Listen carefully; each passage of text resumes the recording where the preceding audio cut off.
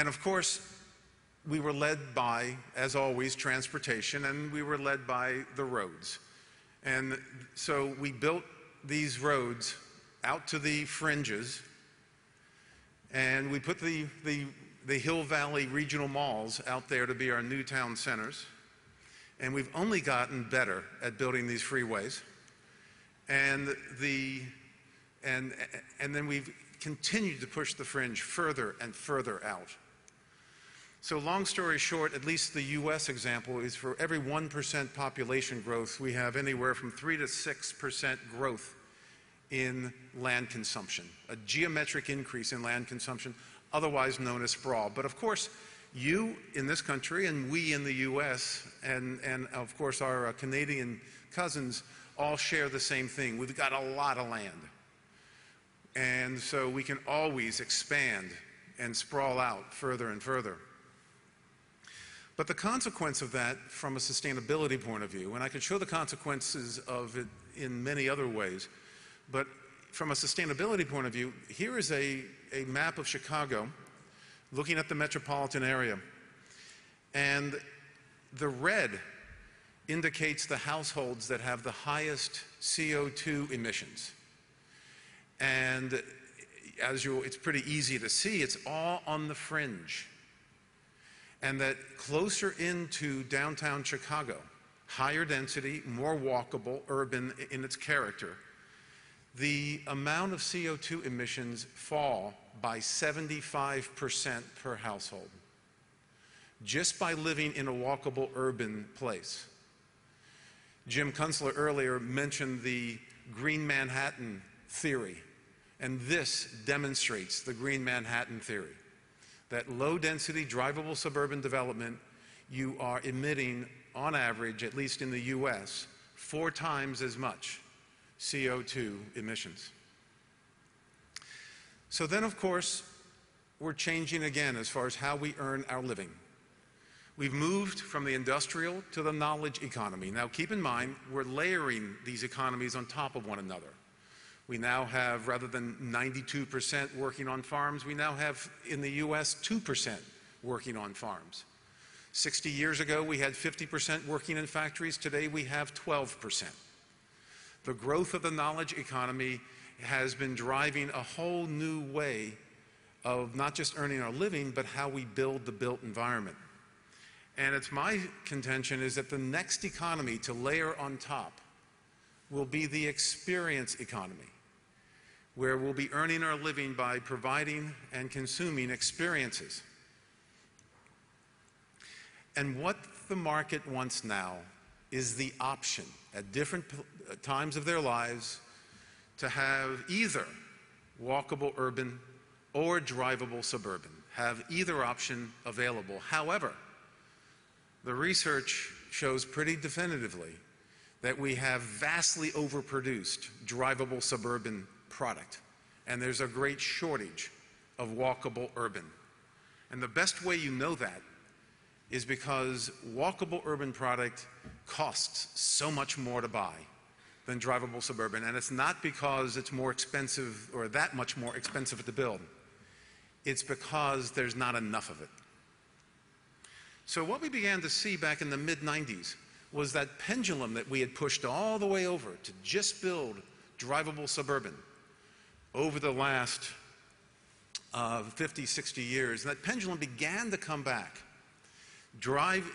That the market was asking for more walkable urban. And I know who to blame for this. It's the damn kids. It's the millennials, the rising generation that want a walkable urban place. The baby boomers, those of us that have gray hair, are part of it as well as we become empty nesters and downsize. But it's really a demographic issue that back in the 50s and 60s, here in Australia and the US, 50% of all households had children living in them, 50% were singles and couples. Today, only 1/3 of all households have children living in them. 2/3 are singles and couples. And singles and couples are the target market for walkable urban neighborhoods, which is not to say that families aren't welcome. Lisa and I live near Georgetown in Washington in the DuPont Circle area, and there's a baby boom going on there. I mean, you're going down the sidewalk in these double Cadillac prams that push you off the sidewalk. So there's a baby boom taking place in Lincoln Park in Chicago and the Upper West Side of New York. But it's really singles and couples is the target market. When you look at the future demographic growth as far as households, over the next 20 years in the US, only 14% of the net increase in households will have children living in them. 86% will be singles and couples. The other thing is sheer boredom. Boredom is much overlooked as a reason for social change. In the US over the last 50 years, you could move to, say, Washington 30 years ago, and you could live in a drivable suburban home or a drivable suburban home. Take your choice. There was no choice. And the other thing that we've come to understand is that drivable suburban, as you add more development, the quality of life goes down. The next strip mall next to your subdivision is not welcome with open arms. In fact, it's fought to stop it because that means more traffic, less open space, more pollution. The very thing you went to the suburbs for, it basically eats itself. It runs itself into a circle. And then finally, the other reason is that many young people, but people in general, are just tired of having to pay an arm and a leg to support a fleet of cars to participate in society. Drivable suburban households in the US spend a quarter of their household income on maintaining a fleet of cars. Lisa and I have one car between us. We drive it 5,000 kilometers per year, and we wonder why the hell we have this thing just sitting there 99% of the time. We just don't need it. So let me show you how it plays out on the ground. Here's two examples in the greater Washington area. On the left is a drivable suburban home. It's in Great Falls, a very high-end suburban community. It's 425 square meters in size, and it sits on an 8,600 square meter lot, a very typical McMansion lot. Its walk score, you heard of walk score earlier, is 6, which means you have to drive everywhere. Its schools are among the best in the nation. Now compare it to DuPont Circle. Here's a townhouse in DuPont Circle. It's a 340 square meter home, so a little bit smaller, on a massive 160 square meter lot. So a little postage stamp lot. The walk score is 94, so highly walkable. The schools are among the worst in the nation. In January of 2000, you would pay 25% more on a price per square foot basis for the Great Falls home. By January of 2010, you'd pay 70% more for the townhouse in DuPont Circle. The lines crossed in the decade.